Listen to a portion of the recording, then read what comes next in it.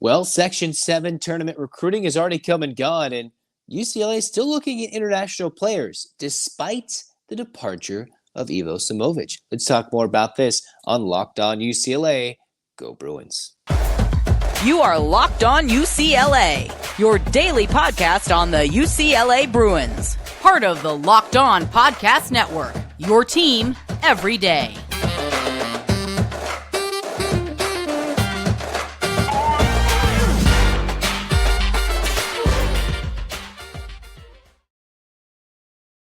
Welcome, everybody, to the Locked On UCLA podcast. I'm your host, Zach Anderson-Yoxsimer. Thanks for making this your first listen each and every day.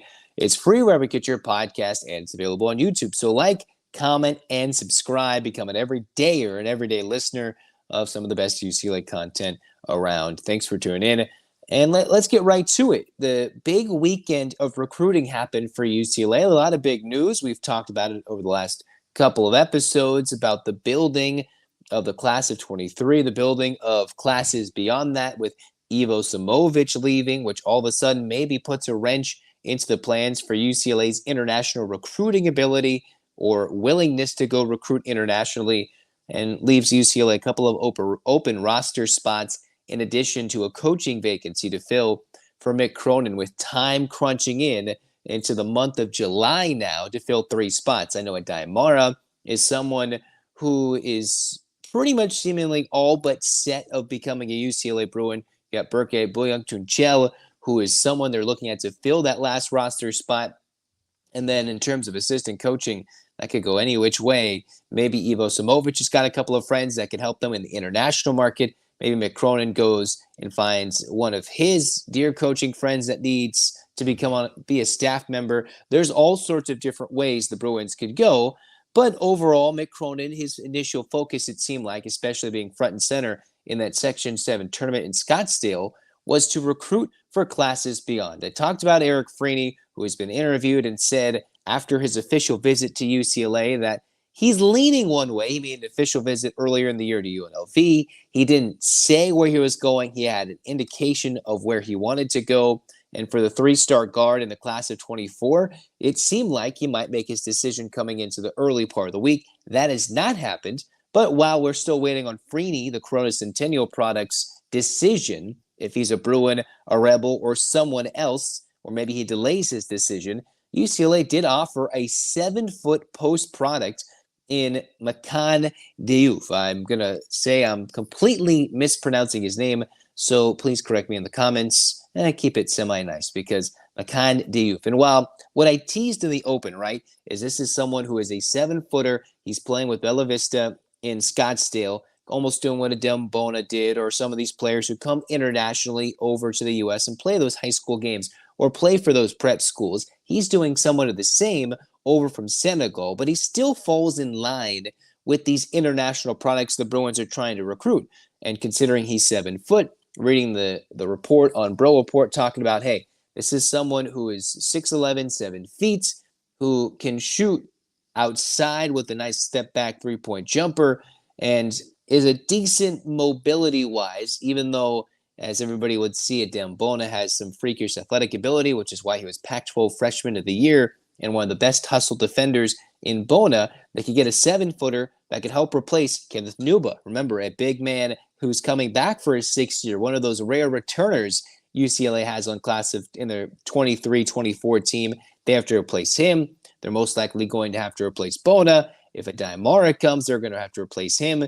And what was pointed out in this article I'm reading is that Devin Williams, who's the 6'10 product locally, that's the only post player that is projected, although there's lots of eligibility left, projected to stay an extra year or 2 at UCLA if everything falls according to plan. So the Senegal native, who has played in a U21 league back in France a couple of years ago, the Bruins have kept tabs on him. He's a 4-star product, one of the top 5 products in the state of Arizona.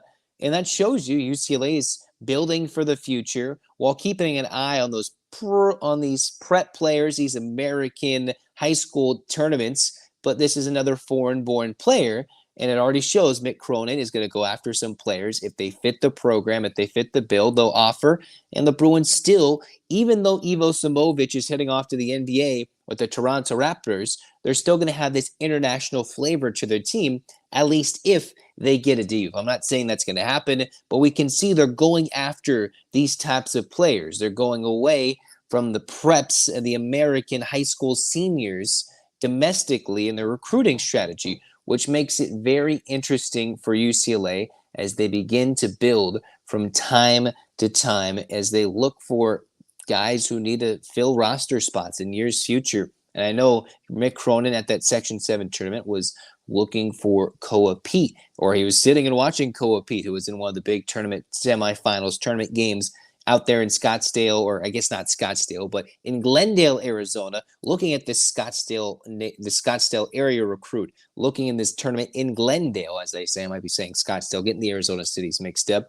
And the Bruins are going after all these guys. They have maybe a shorter list in the class of 24 currently in terms of domestic products, but that's because, hey, as I've already said, UCLA has to go after quite a bit of different players within their roster. And Makan Diouf, a 7-footer that would fit the build, UCLA going bigger, right? If Mara comes to UCLA, that would be Cronin's first 7-footer in a Bruin uniform. Then Diouf, if I'm saying his name correctly, would be the next 7-footer, right? After all these lack of 7-footers, almost 6'9", 6'10", almost 6'10", 6'11", if you're Bona, the Bruins are going after some size. Mara, Bona, Diouf, guys who are extremely big, mostly athletic, and guys who can step out and hit jumpers and have some flair to their game in a much bigger build. As the Bruins, they saw what Arizona did last year. Yes, they did get bounced in the first round, but in a big upset. Yet UCLA is sitting here wanting to grow their post presence while finding those dynamic guards like a Jan Vide, right? Ilan Fibleu, who was recently talking, I believe, with the Bro Report's David Woods about his connection with Ivo Simovic and how he was very tight with him. He got recruited by him, but still the Bruins have to find life after Ivo, only 1 year into his tenure at UCLA. And the Bruins have proven they're still going to find ways to either go after guys overseas or players who started overseas and then transitioned now over into the U.S. for a next roster overturn. Diouf would fit that mold of a big player, a foreign-born player, this new switch maybe, this new turn for Mick Cronin in bringing in players from overseas, especially those post players. As you mentioned, Mara, you've got Bona, and then Diouf. Those would be 3 interior presence, 3 post players, centers, power forwards, in guys who are overseas or from overseas into UCLA's lineup. Something in food for thought to think about, which makes you wonder what the Bruins are going to look like in years forward. Speaking about what the Bruins will look like years ahead, their football team, come on, Chip Kelly and the Bruins, we've been waiting. We've been wanting to chomp at the bit for a team that has so much young, exciting talent, transfer portal success for Kelly. And who is the quarterback, right? That could be intriguing. And why is it intriguing? We'll tell you more after we move on in Locked On UCLA. In the meantime, I'm going to tell you more about FanDuel Sportsbook because FanDuel Sportsbook is America's #1 sportsbook in America. Baseball's in full swing. It's even getting to the middle part of the season already. Isn't that nuts? Cruising into July, basically, in the 2023 calendar year. Go to FanDuel. If you're a new customer, a no-sweat first bet customer. You can get up to $1,000 back in bonus bets if your first bet doesn't win. If you're listening, take a close listen to this URL. FanDuel.com/LockedOn. Again, that's FanDuel.com/LockedOn. Get the no-sweat first bet up to $1,000 back when you join FanDuel today if your first bet doesn't win. FanDuel is an official partner of Major League Baseball. Major League Baseball trademarks used with permission, and they're partnered with us here at Locked On. Cruising on into the second segment of Locked On UCLA, I was reading an article from Bleacher Report, and what was intriguing is what are some powerful quarterback battles that can make or break the college football season in 2023. How the Bleacher Report article was featured by David Kenyon. It was quarterback battles that will have the biggest impact on the 2023 college football season. And lo and behold, while they threw some breadcrumbs to different teams like a Tennessee and a TCU, maybe even Florida A&M, Oklahoma State, the first team featured in this article, ironically enough, is UCLA, who you could go between a Colin Schlee, you can go to Dante Moore, Ethan Garbers. For a while, we heard Justin Martin. Still remember Chase Griffin, who is the NIL king, basically one of the biggest promoters and proponents of the NIL male athlete domineers. You've got him over there. The Bruins have no shortage of options they could play at quarterback, from option A all the way to Z if they really need to this year at quarterback. But the best case scenario generally will be leading between Garbers, Moore, and Colin Schlee. And what's interesting for UCLA is that they're one of the more intriguing quarterback battles in the country. You've got Ole Miss on this list. You've got Oregon State. Remember, they got DJ Uiagalelei, who is over there in Corvallis, Georgia, the two-time defending champs. That's crazy. Ohio State, after all their quarterback play in recent years, Alabama. And yet it's UCLA who they start with because they're in this huge transitionary period. The Bruins have this big moment. And I've discussed this before. We're going to discuss this some more.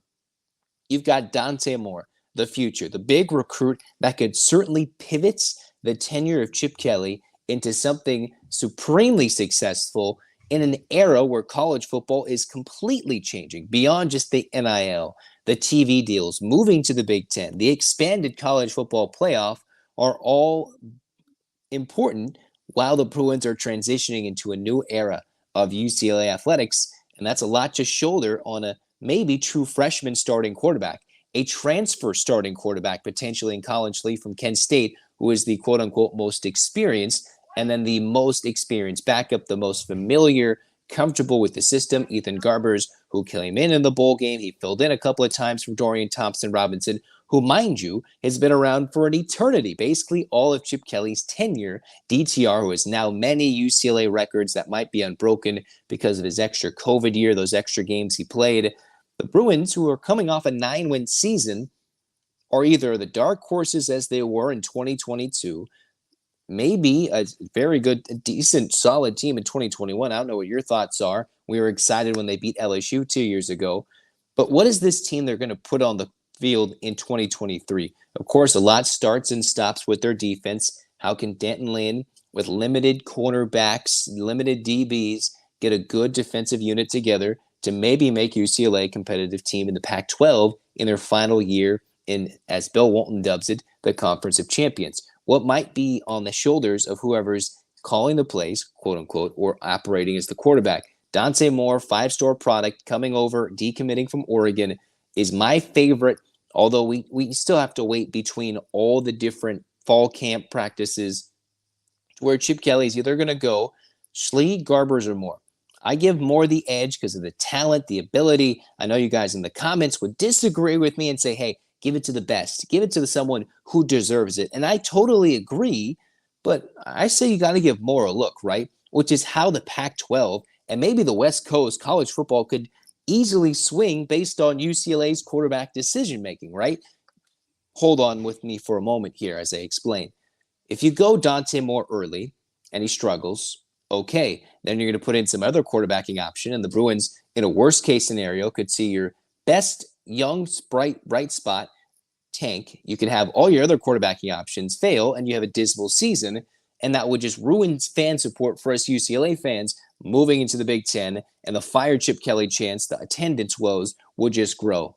Then you've got this other formula, right, where you struggle early potentially if you don't go with a Dante Moore. If you go with a different quarterbacking option, Moore comes off the bench and just absolutely blows up, gets everybody excited moving into 2024, while maybe if Moore is super electric, could give UCLA a run in the Pac-12 late in the season as they go to an SC, right? They play all these teams who are expected to compete in the Pac-12, the divisionless Pac-12 championship game, if you will. And then there's the other option where maybe it's someone we don't even know who jumps onto the scene, bursts on, right? Ethan Garbers, the guy who's been waiting his entire career to make a big opportunity move pay off, coming over from a different school to UCLA, sitting behind DTR, now battling the freshman and another transfer quarterback.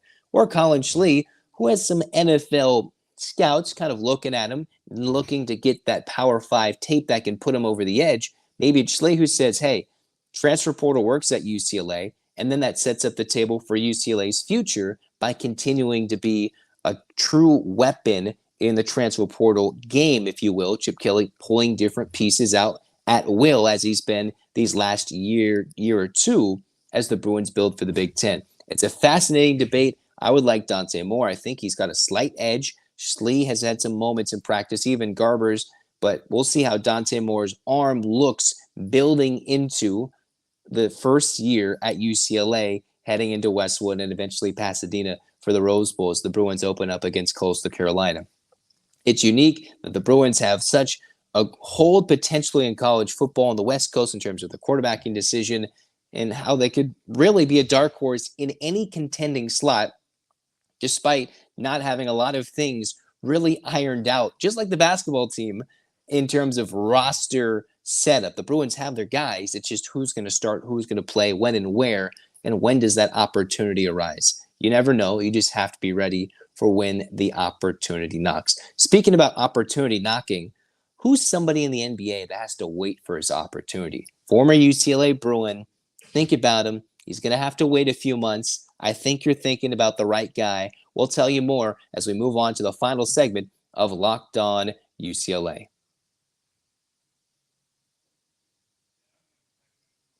Welcome back. Third segment of Locked On UCLA. Zach Anderson-Yoxsimer with you guys.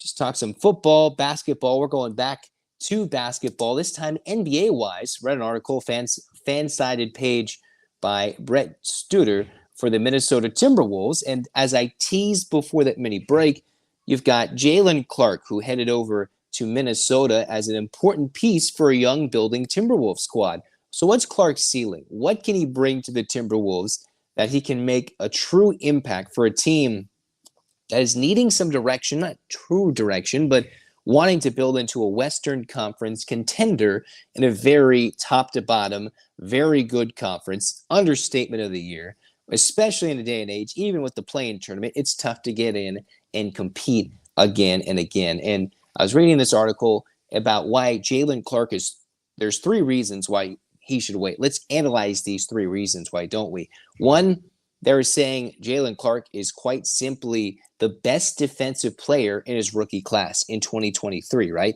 Someone who Tim Connolly was referring to as the best perimeter defender in the draft, someone who is the reigning National Defensive Player of the Year in the college game. Easy to throw all the statistics, spouted out Pac-12 Defensive Player of the Year, yada, yada, yada. It was clear the Bruins were extremely impossible team to beat.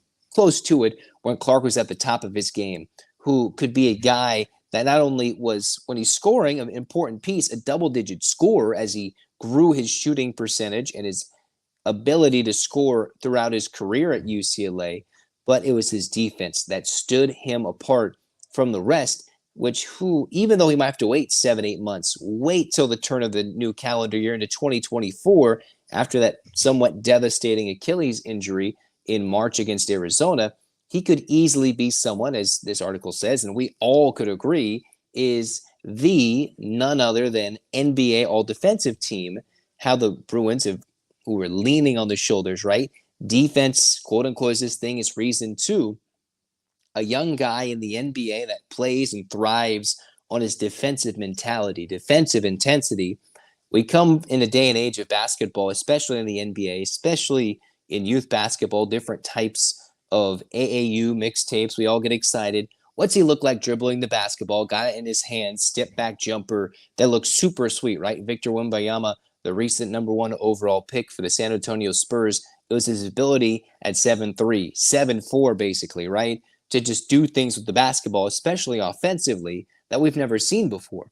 Well, Jaylen Clark, despite being a little shorter than what we may have thought when he was at UCLA, that 6'9" wingspan with the defense-first mindset that you have to play with over in Westwood with Mick Cronin as your coach, that hustle bone, as if you ever watched Locked On Hornets and saw me guest appear talking about Amari Bailey, that was on a recent episode that they dropped on that part of the Locked On Podcast Network. The bone zone, as we joked about on that show, or even that hustle bone, as we all know, the hustle that Jaylen Clark brought to the team that was somewhat lost with his injury in the regular season finale. Shut down defense. When you focus on defense, especially being in the NBA, that can lengthen your career, right? You've got guys 3 and D. If Clark can improve his three-point shooting percentage, the defense will give him longevity of his career, whether it's 3, 5, 10, 15 years, whatever it is.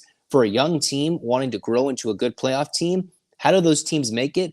Yeah, you can be as good offensively as you want, but most importantly, if you play really good defense as a young team, you can be that franchise that builds into a contender, right? Heck, even the Denver Nuggets built their team into a contender. Very different reasons that they did, but if you can be a good, solid, young defensive team, you could all of a sudden make it to the playoffs consistently until you get that break, that superstar, that player that goes right.